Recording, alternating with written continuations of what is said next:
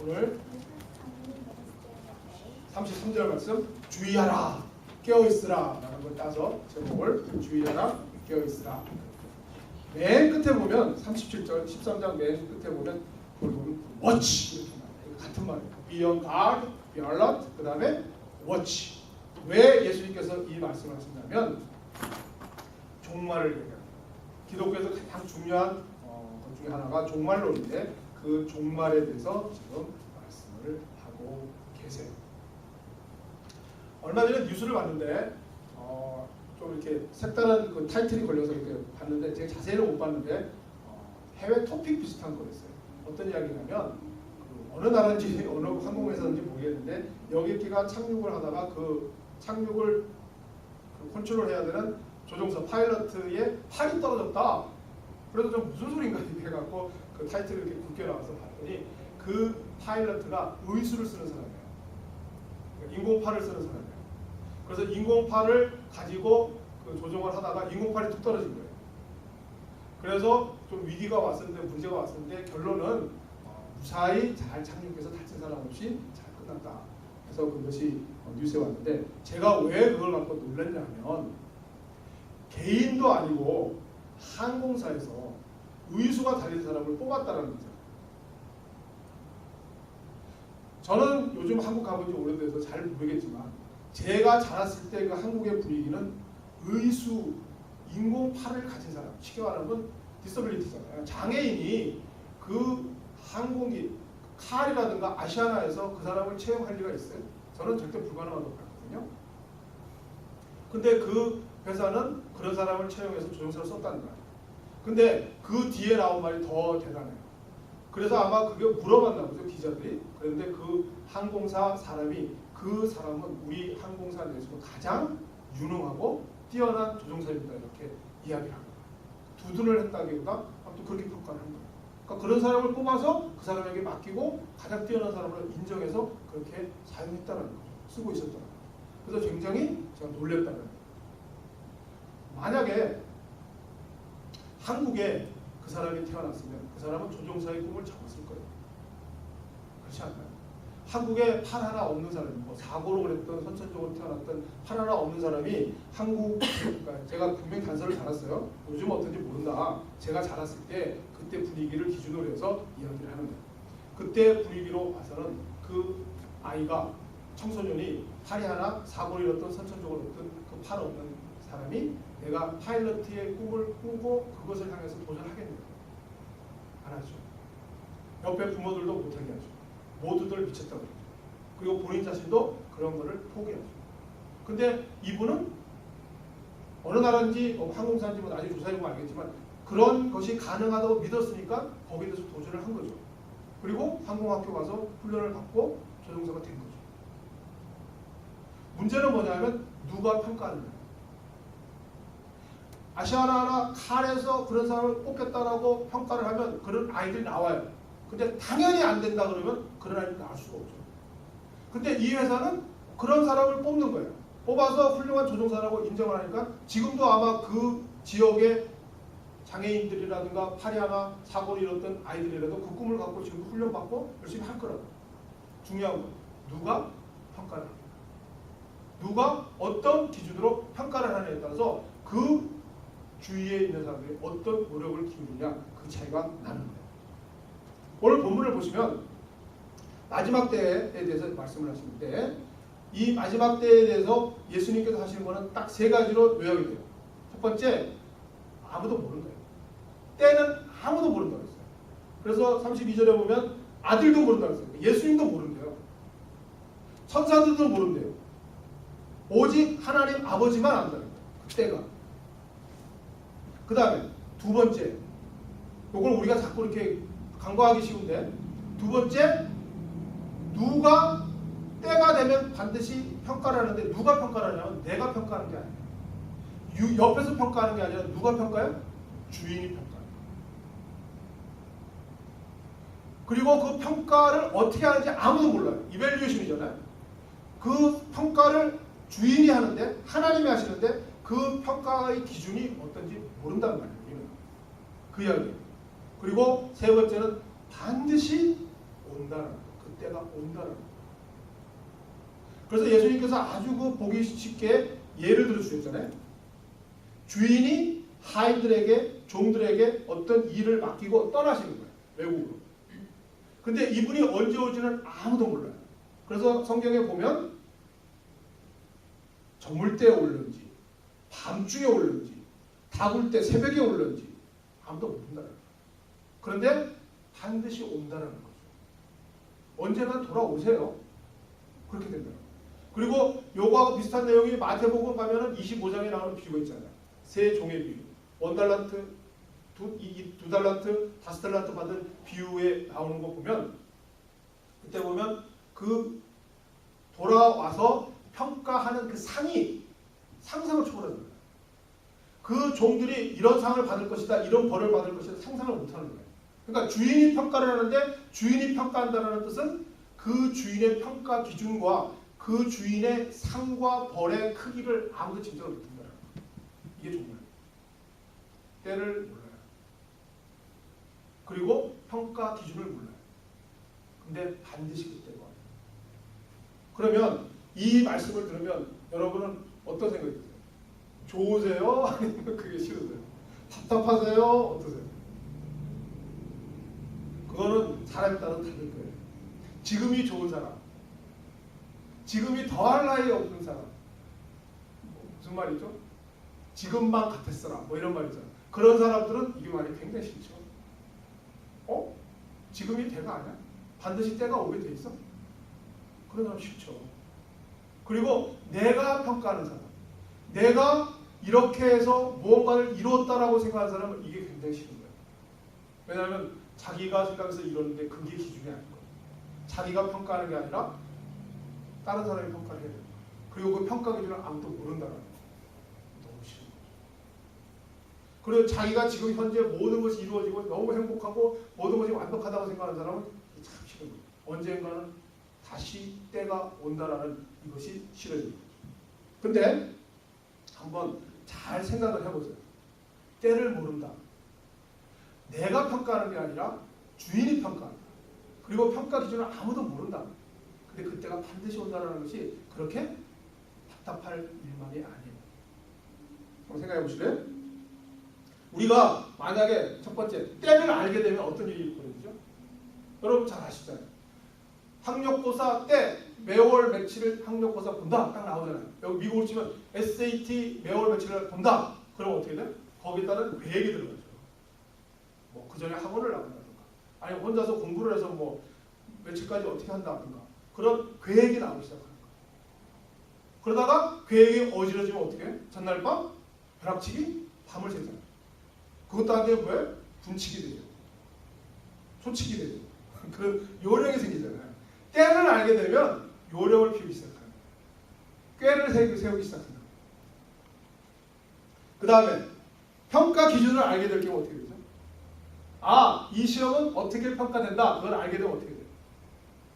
만약에 지금 하버드 대학이 있다. 하버드 대학은 SAT 2350점에 GPA 3.8이다. 딱 알면 어떻게 돼요? 요령을 피우기 시작하죠. 무슨 요령이요? 거기에 딱 걸리게끔 요령을 피우기 시작하는 거예요. 그게 한국에서 유행하는 거예요. 쪽집게 가리잖아요. 그 커트라인을 딱 찍어주는 거잖아요. 거기에 맞춰서만 하기 시작하는 쪽집게 가위가 생기고 시작하고 그 다음에 내가 그 기준을 그것만 얻기 위해서 그것만 집중해서 공부하게 되는 거죠. 그러니까 결국은 약삭 빠르고 계산자라고 거기에 걸리는 사람들만 합격하게 되는 거예요. 근데 만약에 모른다 생각해보세요. 지금 우리 주님께서 말씀하신 이것처럼 모른다. 때가 모른다 그러면 어떻게 돼요? 결론이 안 나요. 결론이 안 나요. 근데 SAT 여러분 알다시피 이게 아이들도 다 SAT 보게 되는데 SAT는 한 번 실패하면 끝이에요? 아니잖아요. 두 번 보잖아요. 미국은 그게 참 잘 되어 있는 것 같아요. 세 번까지, 네 번, 다섯 번, 10번도 볼 수 있죠. 근데 대학교에서 세 번 정도 보는 거를 제일 좋아한다고 해서 아이들이 세 번밖에 안 보는 거예요. 그러니까 세 번을 봐서 또 그 중에 제일 좋은 점수만 쳐주잖아요. 기회가 있는 거죠. 이번이 다가 아니다. 이때가 다가 아니다. 아직 때가 또 남았다. 그러면 다시 또 볼 수 있고 다시 또 볼 수 있죠. 그 혜택을 많이 받은 사람이 누구죠? 저잖아요. 저. 재수. 3수. 내 친구 4수도 있는데 그건 뭐예요? 한번 이게 다가 아니죠. 아직도 때가 안 된 거예요. 난 해. 그럼 재수에 또 도전하는 거예요. 재수가 안 되면 3수에 도전하는 거예요. 이와 같이 이것이 아직 때가 이르지 않았다라는 건 찬스가 있더라고요. 기회가 있더라고요. 두 번째, 평가 기준이 내가 아니잖아요. 그리고 이 세상이 아니다라는 거예요. 주인이다라는 거예요. 하나님이 세상 평가 기준이다. 이건 어떤 기준이죠? 하버드 대나 그 아이비리그에 지금 제 주위에 똑똑한 애들이 많고 점수 높은 애들이 많아서 도전하는 애들이 많은데 하나도 안 됐어요. 제 주위에 아이비리그 가는 거 보는 게 제 소원인데 한 애는 제가 얘기했죠. SAT 100% 맞았어요. 2,400점 만점 받았다고. 걔는. 아마 한 번에 맞았을 거예요. 걔는.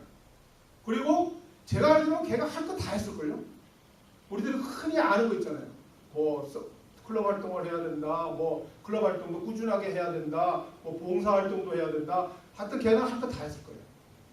한 애는요. 외국 우크라이나 같은 데까지 열흘인가 가갖고 그 리서치 해갖고 거기에 대한 보고서까지 써갖고 제출하는 게 있어요. 그게 뭐 유펜인가? 거기에는 그게 아주 굉장히 좋은 효과가 있다고 해서 그냥 일부러 외국까지 나갔다 와서 리서치 해갖고 그걸 작성해갖고 올린 애도 있어요. 다 떨어졌어요. 그래서 뭐죠? 아무도 모른다 결론은. 도대체 얘네들의 그 평가 기준이 뭔지 아무도 모른다는 거예요. Nobody know. 그러니까 어떻게 되죠? 끝까지 노력하죠. 모르니까 끝까지 노력하는 거야. 평가 기준이 모르니까 계속 끝까지 노력하는 거예요. 그리고 끝까지 긴장을 늦추지 않는 거예요. 만약 그것이 딱 알게 되면 그것만 하면 그 다음부터 공부 안 하죠.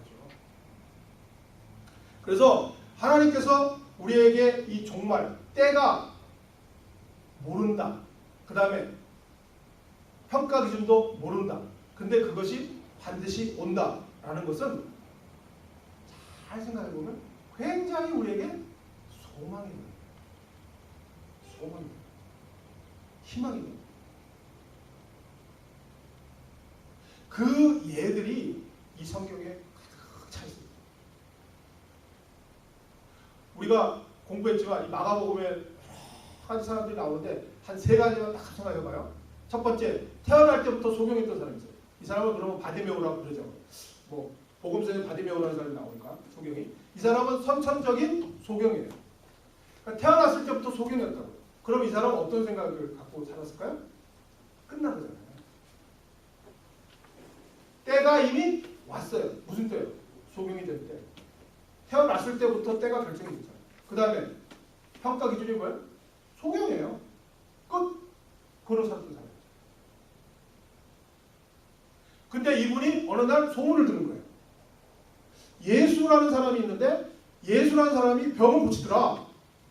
예수라는 사람이 기적을 행하더라. 그럴 때 이 사람이 무슨 변화가 와요? 나는 끝난 줄 알았는데 난 얘? 다른 가능성이 있단 말이야? 혹시 그럼 이 사람이 내 눈도 고칠 수 있단 말이야? 그러니까 때가 자기는 끝난 줄 알았는데 그 때가 연장이 되는 거예요. 그러면 내가 이분을 만날 때 내가 고칠 수 있을까? 그러면 나는 온 세상에서 이미 끝났다. 나는 천천적인 장님이니까 고칠 수 없다라고 평가가 기준이 다 끝났는데 예수님 고칠 수 있단 말이야? 그럼 다른 평가가 나올 수 있단 말이야? 다른 이밸루에이션이 나올 수 있단 말이야? 생각을 푸는 거죠. 그래서 눈이 멀어 있는 상태에서 예수님 찾아다니는지도 모르지만 아무튼 예수님이 그 앞을 지나갈 때 군중들의 소리를 듣고 소리를 지르기 시작한 거잖아요. 옆에 사람들이 시끄럽다고 막 하는데도 그냥 끝까지 소리를 지르는 거잖아요. 주여 예수님 저를 돌아봐 주세요. 그때 예수님이 그 소리를 듣고 뭘 원하느냐? 보기를 원하느냐? 보아라! 보게 됐잖아요. 그 전까지 자기는 끝났다. 내 때는 이미 도래했고 나는 이미 고칠 수 없고 나는 장님을 살아간다는 그 모든 것이 바뀐 거잖아요. 바뀐 거잖아요. 뭘 가르쳐주세요? 너의 때는 아직 안 됐다는 거예요. 너는 너 스스로 생각하기에는 나는 끝났다. 예수님은 뭘 가르쳐요? 그게 너의 마지막 때가 아니었어. 아직도 때는 도래하지 않았던 거야. 자기의 평가는 뭐예요? 나는 장님이야. 나는 고칠 수 없어. 했는데 어떻게? 그게 아니라 고칠 수 있다. 평가를 누가 한다고요? 너가 하는 게 아니고 세상이 하는 게 아니라 주님이 하는 거야. 하나님이 하는 거야. 그 다음에 잘 살다가 중풍병자 걸린 사람도 있잖아. 마찬가지에 다 중풍병자도 갑자기 멀쩡히 걷다가 덜커덕 주저앉아서 침상에서 일어나지 못해요. 걷지를 못해요. 그 당시 의학으로는 치료 불가 판정을 받은 거예요. 아, 끝났구나. 누가 평가해? 자기가. 그 당시 의학이, 주의가 평가한 거예요. 너는 끝. 못 고쳐. 너의 때는 끝. 너가 성이 걸었을 때 35세에 사고로 당했든지 무슨 중풍 걸려서 그거로 너의 때는 끝이야. 그때 예수님이 어느 집에 왔다라는, 그 동네 어느 집에 왔다라는 소문을 들었을 때 친구들이 그랬는지 아니면 이 친구가 부탁을 했는지 4명이서 침상을 메고 가서 지붕을 뚫어갖고 내렸잖아요. 그때 예수님이 고쳐주셨잖아요. 뭐가 바뀐 거예요? 그 당시 모든 사람이나 자기가 생각했던 치료 불가라는 그 평가가 바뀐 거예요. 내가 이제는 안전뱅이로 살아야 되겠구나 하는 그것이 예수님을 만남으로 해서 바뀐 거예요. 12년 동안 혈루병 앓던 여인, 12년이라는 때 멀쩡하다가 갑자기 혈루병이라는 그 병에 걸려서 12년 동안 고생하면서 성경에 나오죠. 있는 거 없는 거 다 썼다 그랬죠. 의원들 다 찾아다녔다 그랬죠. 마찬가지예요. 모든 수단과 방법을 다 가리지 않고 해봤는데 끝났구나 하면서 자기가 평가하는 거예요. 이제는 안 되는구나. 우리 엄마 안 돼. 나가세요. 당신 안 돼. 이제 집밭 가난 다 탕진했잖아. 우리가 당신 데려볼 때까지 다 데려봤잖아. 안 돼. 끝이야. 더 이상 하지 마. 모든 평가가 끝난 거야. 그리고 자기는 그것으로 그때가 끝난 거야. 근데 소문을 들은 거야. 예수님. 혹시 하면서 예수님 갈 때 옷에다 손을 댔잖아요. 그 순간에 뭐가 일어난 거야? 평가가 달라져.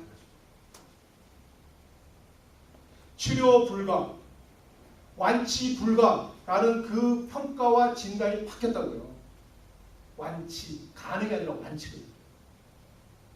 그때가 끝난 줄 알았는데 자기는 이거로 평생을 끝난 줄 알았더니 그때가 아니었구나. 내가 완전히 끝날 때가 아니었구나 하는 거를 다시 시작됩니다. 그래서 예수님을 만난 모든 자들은 고침을 받고 새 삶으로 가는 거예요. 그 새 삶을 가게 되는 원인이 예수예요. 그 예수를 만나기 전에는 모든 게 옛날의 삶이에요. 묵은 포도주처럼. 그때는 전부 자기가 판단한 거예요. 그리고 자기는 그때가 끝난 줄 알았어요. 예수님은 뭐예요? 예수님을 만났을 때 너의 때가 끝이 아니다라는 걸 알려주시는 거예요. 그리고 너가 평가할 게 아니고 세상이 평가할 게 아니고 하나님이 이밸류에이션 하는 거예요. 평가하는 거예요. 그거 완치 불가 아니야. 완치 가. 가령 너 일어나. 너 눈 떠. 예수님. 우리 크리스천은 그 베네핏 때문에 믿는 거예요. 아니 그것 때문에 믿는 게 아니라 하나님께서 이 땅에 오셔서 우리에게 알려주시고자 하는 것이 그거예요. 그게 종말론이에요. 너의 때가 아직 아니야. 너 마음대로 평가하지 마. 세상의 평가가 다가 아니야. 너 때는 아직도 아니야. 멀었어. 그리고 너는 내가 평가해. 속단하지 마. 반드시 내가 가서 해준다. 그냥 소망이에요. 소망. 지난 한 주 동안 제일 아마 한 뉴스 중에 하나가 그 로빈 윌리엄스 돌아가신 것 때문에 그런 거예요. 저도 요즘 너무 그 많은 분들이 스스로 목숨을 많이 끊으니까 어떻게 보면 덤덤할 수도 있잖아요. 그래서 어떤 연예인이 뭐 목숨을 끊었다. 어떤 연예인이 목숨을 끊었다. 쇼크를 많이 먹는데 한국에서는 옛날 최진실 씨가 스스로 목숨 끊었을 때 굉장히 쇼킹했었고요. 근데 이번에 그 로빈 윌리엄스 이분이 돌아가셨다는 소리 들었는데 생각이 안 잊혀지는 거예요. 계속 맴도는 거예요. 왜냐하면 제가 워낙 이분을 좋아했거든요. 근데 저만 그랬던 게 아닌 것 같아요. 제가 뭐 미국 뉴스나 이런 거 가만 들어보면 어느 사람보다도 이 미국 뉴스에서 계속 이 사람을 다뤄요. 왜냐하면 이분이 미국 내에서도 상당히 인기가 많다 적다가 아니라 많은 사람에게 그 뭐라 그러죠? 폭넓게 정말 아저씨처럼 정말 우리의 형처럼 정말 아이들에게는 그 피터팬처럼 정말 꿈과 그 모든 걸 심어줬던 대단하신 분이었던 것 같은데 이분이 스스로 목숨을 끊었다니까 지금 계속 뉴스가 나와요. 그래서 이분이 뭐 왜 그랬는가에 대해서 초점이 맞춰졌잖아요. 근데 뭐 젊었을 때부터 그 코케인 그거 때문에 굉장히 힘들어했다. 그 다음에 또 나이 들어서는 알코올 중독에 걸렸고 그것을 20년 동안 끊었다가 얼마 전에 다시 그 알코올에 손을 대기 시작해서 여러 가지 추측들이 계속 나왔는데 그 가족들이 이번에 참다 못해서 뭐 제가 접한 소식으로는 최신 소식으로는 가족들이 이야기를 했어요. 로빈 윌리엄스가 사실은 파킨슨씨 병을 앓고 있었다. 아무도 몰랐었던 거예요. 가족들이 그거를 밝혀줬어요. 특히 아내가. 왜냐하면 다들 너무 이상한 추측들을 많이 하니까 그거를 밝혀주면서 이제 그러면 와 그럼 그것 때문에 그랬나 보다라는 생각을 많이 하는데 왜냐하면 이분은 워낙 그 연기도 잘하시고 약간 코미디 연기시잖아요. 그러니까 워낙 그걸 하는데 그 파킨슨씨 병이 어떻게 보면 치명적일 수 있으니까 그것 때문에 이렇게 그렇게 스스로 판단을 했나 보다라고 생각을 하는데 그건 모든 건 추측인데 분명한 건 하나님이죠. 자기가 판단한 거예요. 어떤 이유인지는 우리는 몰라요. 그건 지금 우리가 추측이지만 결론은 자기가 판단한 거죠. 자기가 생각해서 자기가 판단하고 자기가 평가한 거예요. 아 나는 안 되는구나. 나는 끝이구나. 그래서 목숨을 끊은 거잖아요. 그 평가예요. 자기가 평가를 한 거죠. 내 때는 여기 있구나. 그리고 나는 안 되는 거야. 그 때를 자기가 설정을 하고 그 평가를 자기가 한 거예요. 그래서 이런 일이 벌어진 거예요. 그건 확실해요. 마이클 제이 폭스라는 사람이 있죠. 백투더 퓨처라고 유명하신 분 있잖아요. 아주 귀엽게 생기신 분 있잖아요. 저도 그 영화 어릴 때 워낙 좋아했는데 그분은 굉장히 젊은 나이에 파킨슨씨 병에 걸렸어요. 근데 그거를 그분은 감추지 않고 공개했다고요. 그래서 그걸 공개하고 나서부터 연기를 해요. 그래서 나중에 그 파킨슨씨 병에 걸린 후에 나오는 거 보면 손 같은 거 부자연스러운 거 나와요. 그분은 그거를 감추지 않고 그대로 나와서 연기한다고요. 그러면서 그 연기를 통해서 얻은 그 돈이라든가 그런 걸 가지고 자기의 명성과 자기의 물질을 사용해서 그 파킨슨씨 병을 환자들을 위한 재단을 설립했거든요. 그래서 그거랑 크게 활동을 많이 해요. 거기에 로빈 윌리엄스가 굉장히 많은 도네이션을 했대요. 그래서 이번에 이 사건 후에 그 마이클 제이 폭스가 뭐라고 얘기했냐면 로빈 윌리엄스는 수많은 파킨슨씨 병을 위해서 자기는 한 사람을 돌봐줬는데 자기 자신만은 아무에게도 돌봄을 받지 못했다라고 애석함을 표현했다라는 기사도 제가 읽었거든요. 그러면 똑같은 파킨슨씨 물론 추측입니다만 똑같은 파킨슨씨 병이 걸렸다 할지라도 마이클 제이 폭스처럼 그렇게 활동할 수도 있는 거예요. 자기의 것을 공개하고 그걸 가지고 더 활동을 하면서 자기와 동일한 사람을 위해서 도움을 줄 수 있는 사람이 있는 거예요. 또는 로빈 윌리엄스처럼 건강할 때 자기가 돈으로 했지만 자기가 그 병에 걸렸을 때는 자기 스스로 판단해서 나는 못하겠다 이렇게 판단할 수도 있는 거예요. 결국은 뭐예요? 누가 판단합니다. 내가 어떤 평가 기준으로 생각하느냐가 결정을 하는 거예요. 아십시오. 저는 그 생각, 그 마이클 제이 폭스 그분의 말을 들으면서 만약에 로빈 윌리엄스가 생각을 조금만 달리해서 그 마이클 그분과 같은 길을 갔으면 저는 마이클보다도 몇십 배 훨씬 파킨슨씨 병을 위해서 공헌을 했을 거라고 확신합니다. 왜냐하면 그분의 재능이 대단하잖아요. 그분이라도 성대묘사라든가 코미디언이라든가 아이들과 어울리는 능력이라든가 하여튼 모든 거 그 선한 인상이라든가 그거를 가지고 했는데 그분이 파킨슨씨 병에 걸려서 신체가 부자연스러운 상태로 그런 역할을 했다고 해요. 얼마나 많은 사람에게 그 영향을 미쳤을 것입니까? 그건 제 상상이죠. 아무튼 중요한 건 누가 평가를 하느냐, 누가 판단을 하느냐, 어떻게 판단을 하느냐가 모든 것을 좌우한다는 오늘도 여러분 본문을 한번 봐보세요. 예수님이 그 예를 기가 막히게 들어주셨는데 그 종말로는 어떻게 비유를 들었냐면 주인이 종에게 무언가를 맡기고 갔다 그랬잖아요.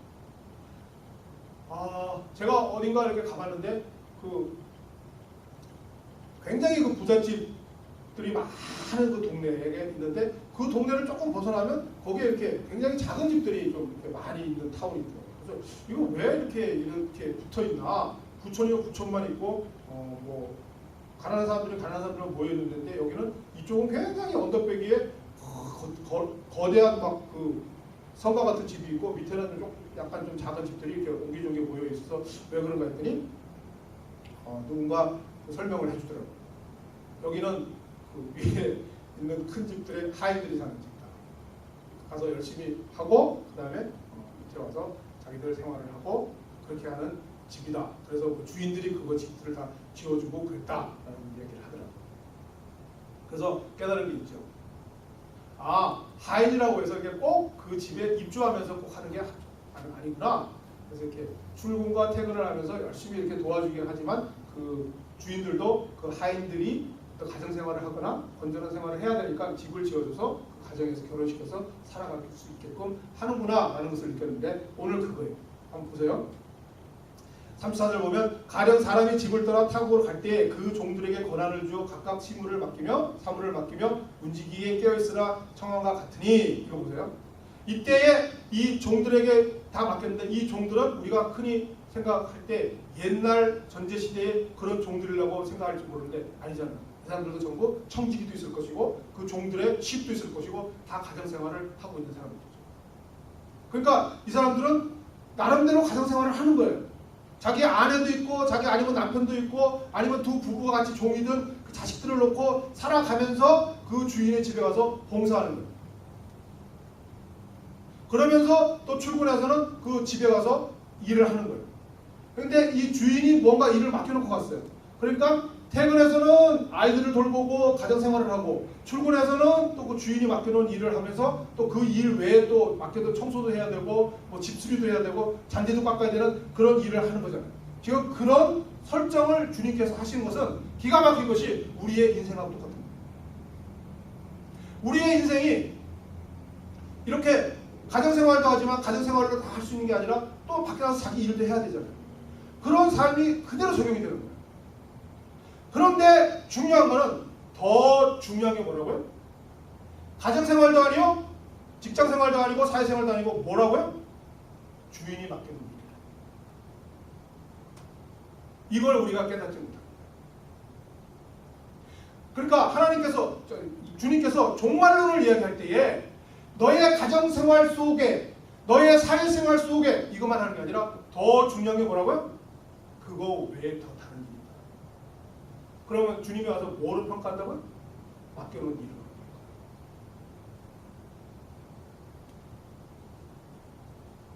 그거를 언제 할지 몰라요. 근데 반드시 해요. 가정생활이 아니에요. 사회생활이 아니에요. 주님이 맡겨놓은 일이에요. 그거 갖고 평가해요. 무서우세요? 답답하세요? 아니면 소망이 있으세요? 생각을 잘 해요. 이건 소망이에요. 소망. 왜 소망인지 아세요? 여러분 냉정하게 생각해보세요. 여러분이 하고 있는 가정생활과 여러분이 하고 있는 사회생활은 전부 사람과의 삶이에요. 사람과의 삶 속에 기쁨만 있나요? 행복만 있어요? 여러분들이 살아온 지금까지의 환경을 살펴보세요. 아니 지금 하고 있는 사람과의 관계를 보세요. 그리고 앞으로의 그 사람과의 관계를 생각해보세요. 힘들어요. 만약 그거로 가면 우리는 정말 평가 기준이 뻔한 거예요. 우리가 사람과 사람 사이에 이것으로 모든 평가를 받는다면 우리의 평가 기준은 너무 정해져 있는 거예요. 2350, 3.85 정해지듯이 내가 이 사람과 내가 만나는 아내와 남편과 자식과의 관계, 내가 만나는 사회생활과의 관계, 이것이 나의 모든 평가 기준이 된다면 난 예시 아니에요. 내가 다 알아요. 어떻게 생활해야 되고 어떻게 해야 되고. 근데 그것이 견딜 수가 있나요?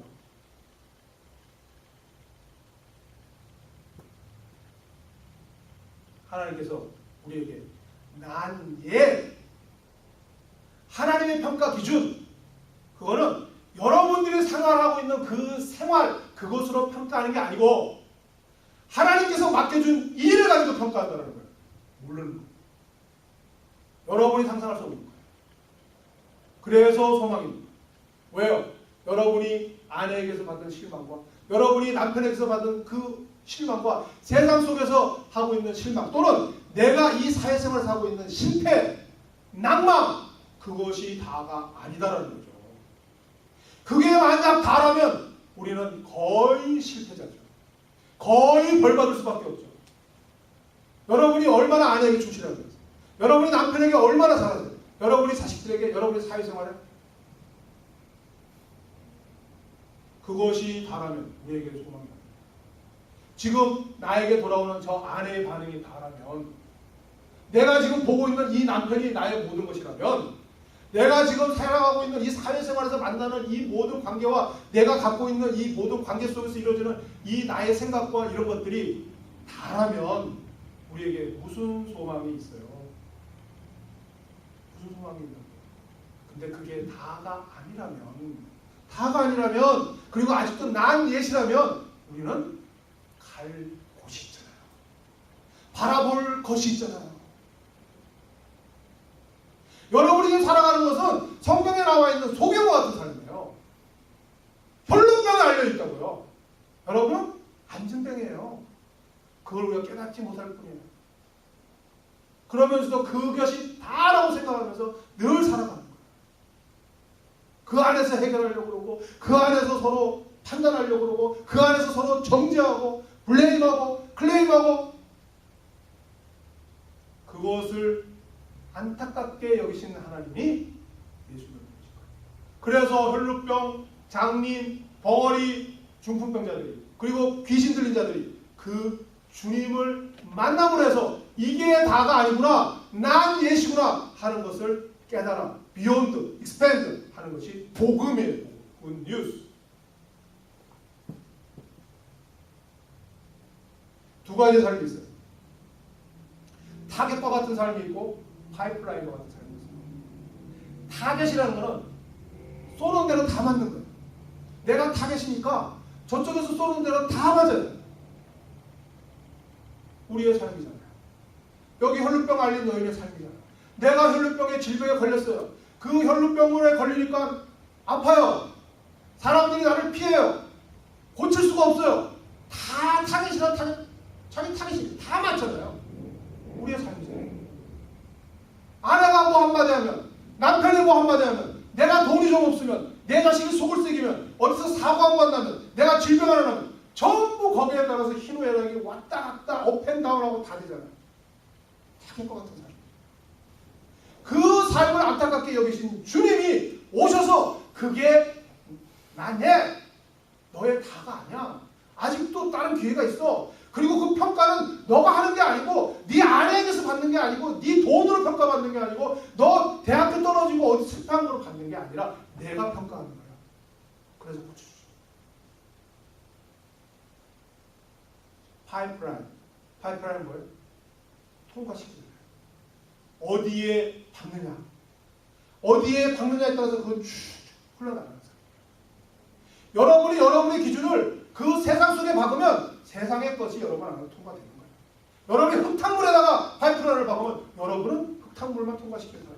대신 여러분의 파이프라인을 끝을 하나님께 박으면 여러분은 하나님의 것으로, 하늘의 것으로 파이프라인이 흐르는 거예요. 이 고침을 받은 혈루병 여인은, 이 고침을 받은 장님, 소경, 바디메어는, 이 고침을 받은 중풍병자는 그 전에 자기가 살았던 삶을 더 이상 안 살아요. 더 이상 이제는 침상에 앉아있지 않는다고요. 걸어다니고 뛰어다녀요. 이제는 눈 멀어가고 거지로 더듬더듬 하지 않고 눈 뜨고 다 일하면서 열심히 사네요. 혈루병 할 텐데 이제는 남편한테 사랑을 받는 거예요. 아이들이 돌아가는 거예요. 예수님에게 파이프라인 박았어요. 그 전까지는 타겟이에요. 타겟. 병신, 더러운 여인, 소경, 버렁뱅이, 그 타겟이란 타겟 다 박았죠. 스스로. 그러나 이제는 파이프라인을 주님께 박으니까 모든 것이 바뀐다. 인생에는 두 가지 있어요. 타겟과 같은 삶이 있고 파이프라인과 같은 삶. 주님은 이 땅에 오신 것이 바로 그 파이프라인이 어디에 너희들이 박혀야 되는 것을 보여주기 위해서 오셨고, 그것을 가르치시고 이렇게 기적을 통해서 보여주신 거예요. 난 얘! 너 다 아냐? 너가 지금 생각하는 그것이 끝이 아니야. 너가 평가하지 마. 세상으로도 평가받지 마. 다. 그리고 여러분이 살아가고 있는, 너희들이 살아가고 있는 그것이 다가 아니다 말이야. 하나님이 계시고 하나님이 너희들을 보고 계시고 반드시 오시는데 그때 너희들을 하나님이 평가하신다. 소망. 우리가 갈 길이 있는 거예요. 그래서 종말로는 기쁨입니다. 믿는 자에게, 주님을 믿는 자에게 기쁨입니다. 종말이 아니에요. 그리고 하나님께서 정말 신기한 거는 이 종말로는 굉장히 강조하시고 예수님도 지금 그러셨죠. 바로 앞에 보세요. 너희들 이 세대가 가기 전에 다 볼 것이다 그래요. 절대 안 와요. 이 종말은 안 온다고요. 현재 입장에서. 이 종말론을 말하는, 듣는 사람은 절대 그 종말이 안 온단 말이에요. 안 오시잖아요, 지금. 뭐예요?